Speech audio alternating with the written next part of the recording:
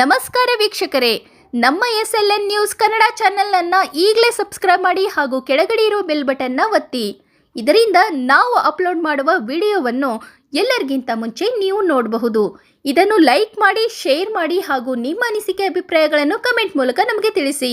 ನಮ್ಮ ಚಾನೆಲ್ನಲ್ಲಿ ಸುದ್ದಿ ಮತ್ತು ಜಾಹೀರಾತುಗಳನ್ನು ನೀಡಲು ದೂರವಾಣಿ ಸಂಖ್ಯೆ 9945874894.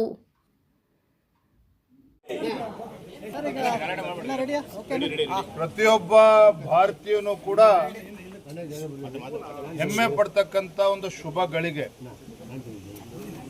ಯಾವ ಪೆಹಲ್ಗಾಮ್ನಲ್ಲಿ 26 ಹಿಂದೂಗಳ ಹತ್ಯೆ ಮಾಡಿದಂಥ ಉಗ್ರಗಾಮಿಗಳ ವಿರುದ್ಧ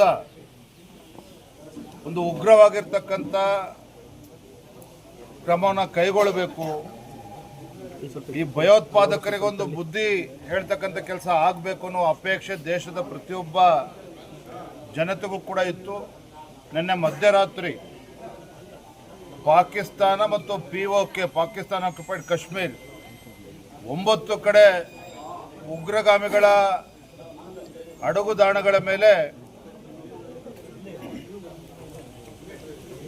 ಅಡಗುದಾಣಗಳನ್ನು ಭಸ್ಮ ಮಾಡತಕ್ಕಂಥ ಕೆಲಸ ಭಾರತೀಯ ಯೋಧರು ಮಾಡಿದ್ದಾರೆ.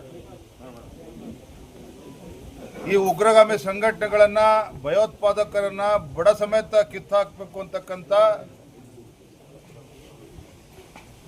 ಒಂದು ದೃಷ್ಟಿಯನ್ನ ಇಟ್ಕೊಂಡು ಇವತ್ತು ನರೇಂದ್ರ ಮೋದಿಜಿಯವರು ಇವ್ರನ್ನ ಮಟ್ಟ ಹಾಕ್ತಕ್ಕಂಥ ಕೆಲಸಕ್ಕೆ ಕೈ ಹಾಕಿದ್ದಾರೆ. ಮತ್ತೆ ನರೇಂದ್ರ ಮೋದಿಜಿಯವರು ಜಗತ್ತಿನ ಯಾವುದೇ ದೇಶಕ್ಕೆ ಹೋದರೂ ಸಹ ಉಗ್ರಗಾಮಿಗಳಿಗೆ ಯಾವುದೇ ಒಂದು ಜಾತಿ ಇಲ್ಲ, ಯಾವುದೇ ಒಂದು ಧರ್ಮ ಇಲ್ಲ, ಇಡೀ ಜಗತ್ತಿಗೆ ಹೊತ್ತು ತೊಂದರೆ ಕೊಡ್ತಾ ಇರ್ತಕ್ಕಂಥ ಇಂಥ ಉಗ್ರಗಾಮಿಗಳನ್ನ ನಾವು ಮಟ್ಟ ಹಾಕಬೇಕು ಅನ್ನೋ ಸಂದೇಶವನ್ನು ಎಲ್ಲ ವೇದಿಕೆಗಳಲ್ಲೂ ಕೂಡ ಹೇಳ್ಕೊಂಡು ಬಂದಿದ್ರು. ಇವತ್ತು ಆ ದಿನ ಬಂದಿದೆ. ಉಗ್ರಗಾಮಿಗಳನ್ನು ಸಂಪೂರ್ಣವಾಗಿ ನೆಲಸಮ ಮಾಡಬೇಕು. ಈ ನಿಟ್ಟಿನಲ್ಲಿ ನಮ್ಮ ಭಾರತೀಯ ಯೋಧರು ಇವತ್ತು ಈ ಕಾರ್ಯಾಚರಣೆಯಲ್ಲಿ ಹಿಡಿದಿರ್ತಕ್ಕಂಥದ್ದು, ಯಶಸ್ಸನ್ನು ಗಳಿಸ್ತಾ ಇರ್ತಕ್ಕಂಥದ್ದು ನಮಗೆ ಸಂತೋಷ ತರ್ತಾ ಇದೆ. ಸರ್, ಈಗ ಸಿದ್ದರಾಮಯ್ಯನವರು ವಾಪಸ್ ತಗೊಳ್ತಾ ಇದ್ದೀವಿ, ರಾಜ್ಯಸಭೆ ಮಾಡ್ತಾ ಇದ್ದೀವಿ ಅಂತ ಹೇಳ್ತಿದ್ದಾರೆ. ಸೊ ತಾವು ಕೂಡ ಜನಾಕ್ರೋಶ ಮಾಡ್ತಾ ಇದ್ದೀರಾ? ನಾನಿವತ್ತು ಬೆಳಗ್ಗೆನೂ ಕೂಡ ಪತ್ರಿಕಾ ಮಾಧ್ಯಮದ ಸ್ನೇಹಿತರಿಗೆ ನಾನು ಹೇಳಿದ್ದೇನೆ, ಇಂದಿನಿಂದ 4 ದಿನಗಳ ಕಾಲ ಕೊನೆ ಹಂತದ ಜನಾಕ್ರೋಶ ಯಾತ್ರೆ ರಾಜ್ಯ ಕಾಂಗ್ರೆಸ್ ಸರ್ಕಾರದ ವಿರುದ್ಧ, ಭ್ರಷ್ಟ ಕಾಂಗ್ರೆಸ್ ಸರ್ಕಾರದ ವಿರುದ್ಧ ನಮ್ಮ ಹೋರಾಟ ಏನಿತ್ತು ಇವತ್ತಿಗೆ ತಾತ್ಕಾಲಿಕವಾಗಿ ನಾವು ನಿಲ್ಲಿಸಿದ್ದೇವೆ. ಕೋಲಾರ ಈಗಾಗಲೇ ಘೋಷಣೆ ಆಗಿರುವ ಕಾರಣದಿಂದ ಬೆಳಗ್ಗೆ ನಾವು ಕಾರ್ಯಕ್ರಮ ಮಾಡಿದ್ದೀವಿ. ಅಲ್ಲೂ ಕೂಡ ನಾವು ಯಾರನ್ನೂ ಕೂಡ ಟೀಕೆ ಮಾಡೋದಕ್ಕೆ ಹೋಗಿಲ್ಲ, ಕಾಂಗ್ರೆಸ್ ಸರ್ಕಾರನೂ ಟೀಕೆ ಮಾಡೋದಕ್ಕೆ ಹೋಗಿಲ್ಲ. ಯಾಕೆಂತ ಹೇಳಿದ್ರೆ ಇವತ್ತು ದೇಶದ ಪ್ರತಿಯೊಬ್ಬರೂ ಸಹ ನಾವು ಒಟ್ಟಾಗಿ ಒಂದಾಗಿ ಇಂಥ ಸಂದಿಗ್ಧ ಪರಿಸ್ಥಿತಿ ನಾವು ಒಟ್ಟಾಗಿರಬೇಕಾಗಿರ್ತಕ್ಕಂಥದ್ದು ಅನಿವಾರ್ಯತೆ ನಮಗಿದೆ.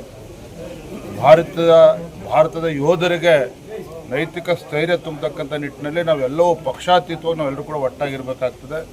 ನಾವು ಕೂಡ ನಮ್ಮ ಈ ಜನಾಕ್ರೋಶ ಯಾತ್ರೆನ ಇವತ್ತಿಗೆ ತಾತ್ಕಾಲಿಕವಾಗಿ ಇವತ್ತಿಗೆ ನಾವು ನಿಲ್ಲಿಸಿದ್ದೇವೆ.